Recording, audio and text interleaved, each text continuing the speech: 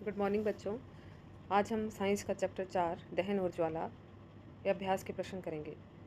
पहला प्रश्न है, दहन की परिस्थितियों की सूची बनाइए। दहन के लिए आवश्यक परिस्थितियां हैं: नंबर 1 ऑक्सीजन की उपस्थिति, नंबर 2 दहन पदार्थ की उपस्थिति और नंबर 3 पदार्थ का निम्न ज्वलन ताप। सेकंड प्रश्न में फिर आता है, रिक्त स्थानों की पूर्ति कीजिए, जिसमें सबसे पहला है, लकड़ी और कोयला जलने से वायु का क्या होता है, प्रदूषण होता है।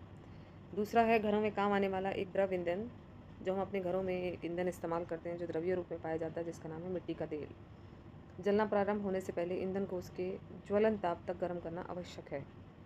जब तक उसका ज्वलन ताप उसे प्राप्त नहीं होगा, तब तक वो वस्तु नहीं जलेगी। तेल द्वारा उत्पन्न आग को डैश द्वारा नियंत्रित नहीं किया जा सकता। आग को कभी भी जो तेल के द्वारा लगी हो, उसे पानी द्वारा नियंत्रित नहीं किया जा सकता।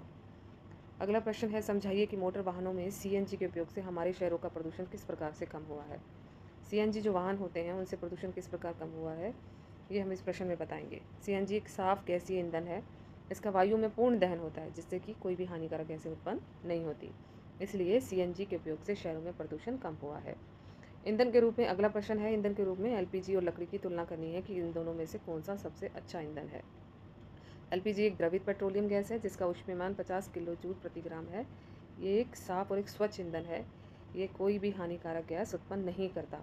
इसलिए इन दोनों में से एलपीजी और लकड़ी में से एलपीजी एक अच्छा ईंधन है। विद्युत उपकरण से संबंधित आग पर नियंत्रण पाने हेतु जल का उपयोग नहीं किया जाता। इसका हमें कारण बताना है कि जो भी आग विद्युत उपकरणों की सहायता से लग जाती है, संबंधित से लग जाती है, उस पर हम अगर आग लग जाए तो उस पर हम नियंत्रण कैसे करते हैं। जल की सहायता से नहीं कर सकते, क्योंकि जल विद्युत का सुचालक है। तो उत्तर में हम लिखेंगे, जल विद्युत का सुचालक है, इसलिए आग बुझाने हेतु उपयोग में नहीं लाया जा सकता। इस उद्देश्य के लिए हमें कार्बन टेट्राक्लोराइड उपयोग में लाया जाता है, हमें लाना चाहिए, जिससे कि हम विद्युत उपकरणों से संबंधित जब कभी भी आग लगे तो हम उसमें पानी का उपयोग ना करें। एलपीजी लकड़ी से एक अच्छा घरेलू ईंधन है। ये हम प्रश्न कर चुके हैं। उसके बाद है, कारण बताओ। ये कारण, ये जो सेकंड नंबर पर कारण है, एलपीजी लकड़ी से अच्छा घरेलू ईंधन है, ये हमारे प्रश्न में भी आया है। तीसरे प्रश्न में भी हमने इसका उत्तर लिखा है कि एलपीजी एक द्रवित पेट्रोलियम गैस है, क्योंकि ये इसका एक तो ऊष्मीमान अधिक है और साफ और स्वच्छ ईंधन है और कोई भी हानिकारक गैस उत्पन्न नहीं करता। अगला कारण बताओ है, कागज स्वयं सरलता से आग पकड़ लेता है, जबकि एल्युमिनियम पाइप के चारों ओर लपेटा हुआ कागज का टुकड़ा आग नहीं पकड़ता। इसका उत्तर है कि एल्युमिनियम पाइप के चारों ओर लपेटा गया कागज आग नहीं पकड़ता, क्योंकि ऊष्मा एल्युमिनियम में स्थानांतरित हो जाती है चालन विधि के द्वारा, और कागज का ज्वलन ताप, कागज को जो ज्वलन ताप चाहिए जलने के लिए। आज का प्रश्न है, एलपीजी लकड़ी से अच्छा घरेलू ईंधन है। इसका हमें कारण बताना है, जो कि हम पहले भी प्रश्न में कर चुके हैं कि एलपीजी एक द्रवित पेट्रोलियम गैस है, जिसका ऊष्मीमान 50 किलो जूल प्रति ग्राम है, क्योंकि ये कोई हानिकारक गैस उत्पन्न नहीं करता और एक साफ और स्वच्छ ईंधन है। अगला कारण बताओ है, कागज स्वयं सरलता से आग पकड़ लेता है, जबकि एल्युमिनियम पाइप के चारों ओर जब लपेटा जाता है कागज का टुकड़ा, तो आग नहीं पकड़ता। इसके उत्तर में हम लिखेंगे, एल्युमिनियम पाइप के चारों ओर लपेटा गया कागज का टुकड़ा आग नहीं पकड़ता, क्योंकि ऊष्मा एल्युमिनियम में स्थानांतरण हो जाती है और कागज के ज्वलन ताप तक नहीं पहुंच पाती, जिसके कारण कागज नहीं जलता। अगला है, मोमबत्ती की ज्वाला का चित्र बनाएं। मोमबत्ती की ज्वाला का चित्र बनाना है आप सबने, जिसके तीन क्षेत्रों के बारे में मैं तो बताती हूँ। मोमबत्ती की ज्वाला के तीन क्षेत्र होते हैं। एक सबसे अंदर वाला जो नीले रंग का होता है, जिसे हम बोलते हैं गहरा आंतरिक क्षेत्र, जो कि सबसे कम गर्म होता है, क्योंकि इसमें कार्बन के अजलेकन होते हैं, इसलिए इसका रंग भी काला होता है। उसके चारों ओर दूसरा जोन आता है, दूसरा क्षेत्र आता है, जिसका नाम है दीप्त मध्य क्षेत्र, जो कि गर्म क्षेत्र है। उसके कंपेरिजन में आंतरिक गहरे क्षेत्र के कंपेरिजन में इसमें जो मोम के वाष्प होते हैं, वो पूर्ण दहन वाष्प जो होते हैं, उनका पूर्ण दहन नहीं होता और इसका रंग पीला होता है। उसके बाद तीसरा जो है अदीप्त क्षेत्र, जिसे अत्यधिक गर्म क्षेत्र बोला जाता है।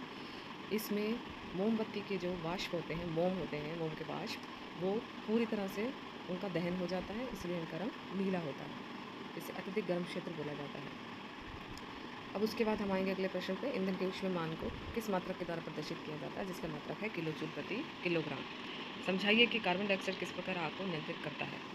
कार्बन डाइऑक्साइड वायु से भारी होती है, इसलिए वो आग के इर्द गिर्द एक आवरण बना देती है। आवरण के बनने से क्या होता है कि वो चीज़ जो जल रही होती है वो ऑक्सीजन के संपर्क में नहीं आती, तो आग उसको आग में पकड़ा हुआ होता है, तो आग बुझ जाती है। तो हम प्रश्न में लिखेंगे कि इस आवरण के बनने से ऑक्सीजन की पूर्ति नहीं हो पाती, इसलिए कार्बन डाइऑक्साइड आग को बुझा देती है। हरी पत्तियों के ढेर को जलाना कठिन होता है, परंतु सूखी पत्तियों में आग आसानी से लग जाती है। इसका कारण बताना है। सूखी पत्तियों में नमी की मात्रा कम होती है और सूखी पत्तियों के ढेर में ऑक्सीजन की मात्रा अधिक होती है, इसलिए सूखी पत्तियों के ढेर को आग आसानी से लग जाती है। सोने और चांदी को पिघलाने के लिए अगला प्रश्न है, सोने और चांदी को पिघलाने के लिए स्वर्णकार ज्वाला के किस क्षेत्र का उपयोग करता है? स्वर्णकार ज्वाला के सबसे ऊपरी अदीप्त नीले क्षेत्र का, मैंने पहले भी बताया था कि जो सबसे ऊपर वाला अदीप्त नीला क्षेत्र होता है वो सबसे गर्म होता है, तो उसी का उपयोग किया जाता है सोने और चांदी को पिघलाने के लिए, क्योंकि ये ज्वाला का सबसे अधिक गर्म क्षेत्र होता है। अभ्यास का अगला प्रश्न है, क्या जंग लगने के प्रक्रम को दहन कहा जा सकता है? जो जंग लगता है उसमें भी हमें पता है कि नमी और हमें किसकी ज़रूरत होती है? ऑक्सीजन की। तो प्रश्न में यही पूछा गया है कि जंग लगने के प्रक्रम को दहन कहते हैं या नहीं। जब लोहे को नमी युक्त वायु में रखा जाता है तो ये जलीय आयरन ऑक्साइड की परत से ढक जाता है। जो भूरे रंग की उसमें परत जमती है वो एक आयरन ऑक्साइड की परत होती है। यह प्रक्रम जंग लगना कहलाता है। इस परत को जंग कहते हैं और इसका सूत्र इस प्रकार से है, Fe2O3 जमा XXH2O, मतलब पानी के कण की संख्या। X का मतलब है पानी के कणों की संख्या, तो हम इसको दहन बोल सकते हैं। अगला प्रश्न है, अबिदा और रमेश ने एक प्रयोग किया जिसमें बीकर में रख के जल को गर्म किया। अबिदा ने बीकर को मोमबत्ती की ज्वाला के पीले भाग के पास रखा, रमेश ने बीकर की ज्वाला के सबसे बाहरी भाग के पास रखा। किसका पानी कम समय में गर्म होगा? अब सबसे गर्म क्षेत्र जो है वो है नीला। पीले भाग में जिसने रखा वो कम गर्म भाग है, तो वो पानी देर से गर्म होगा। मोमबत्ती की ज्वाला, उत्तर में हम लिखेंगे मोमबत्ती की ज्वाला का पीला कम गर्म भाग होता है, इसलिए रमेश का पानी कम समय में गर्म हो जाएगा, क्योंकि ज्वाला का सबसे बाहरी भाग सबसे अधिक गर्म होता है। अब यही प्रश्न हम अपनी साइंस की कॉपी में लिखेंगे। धन्यवाद।